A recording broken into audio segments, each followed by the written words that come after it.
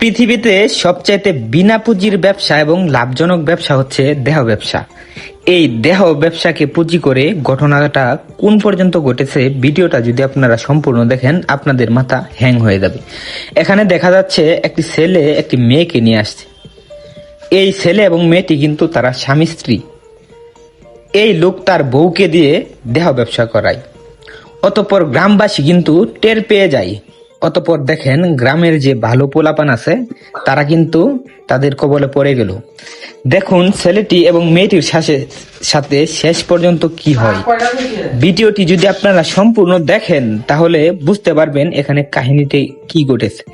এখানে দেখা যাচ্ছে ছেলেটির কাছ থেকে কিন্তু টাকা পয়সা এবং কি মোবাইল সহ মানিব্যাগ সমস্ত কিছুই কিন্তু গ্রামবাসী কিন্তু নিয়ে নিচ্ছে। কেন নিয়ে নিচ্ছে? তারা কিন্তু এর আগেও বিভিন্ন জায়গায় এরকম মানুষের সাথে প্রতারণা করেছে দেহ ব্যবসাকে পুঁজি করে। দেখুন ছেলেটি কিন্তু বলতেছে যে ভাই আমার ফোনের সিমটা শুধুমাত্র আমাকে দিয়ে দেন, যাতে আমি ভবিষ্যতে চলতে পারি, আমার কারোর সাথে যোগাযোগ করতে পারি। দেখুন বকাটেররা কিন্তু ছেলেটির কোনো কথাই শুনতেছে না। ছেলেটির কাছ থেকে যা কিছু ছিল সমস্ত কিছুই কিন্তু এক পর্যায়ে হাতিয়ে নিল। দেখুন এই যে এখানে কিন্তু দেখা যাচ্ছে এই বকাটেদের যে লিডার আছে সর্দার, উনি কিন্তু দাঁড়িয়ে আছে। যে দেখুন মেয়েটিকে কিন্তু সর্দারের হাতে তুলে দিল।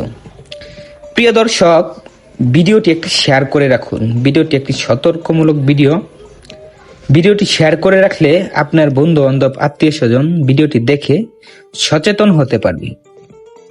এই যে দেখুন এক পর্যায়ে কিন্তু ছেলেটি কিন্তু বকাটেদের ভয়ে কিন্তু চলে গেল। অতঃপর দেখুন মেয়েটিকে নিয়ে কিন্তু ডাকাত দলের যে সর্দার আছে, মানে বকাটেদের যে লিডার আছে, উনি কিন্তু হাতে ধরে টানাটানি করতেছে। টেনে কোথায় নিয়ে যাচ্ছে সেটা কিন্তু আপনারা দেখতেই পাচ্ছেন। প্রিয় দর্শক, সমাজের মধ্যে কিন্তু এরকম ঘটনা অহরহ ঘটেই চলেছে। আমাদের নিজেদের সচেতন হতে হবে।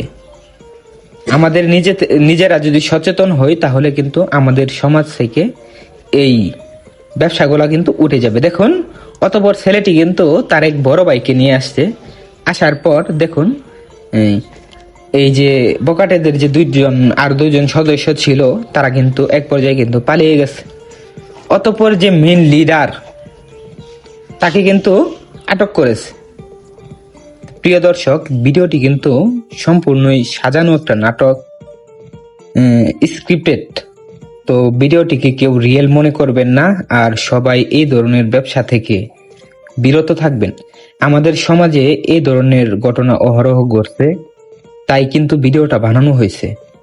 ভিডিওটি সম্পূর্ণ কাল্পনিক, বাস্তবের সাথে এটার কোনো মিল নেই। আমাদেরকে সচেতন হতে হবে।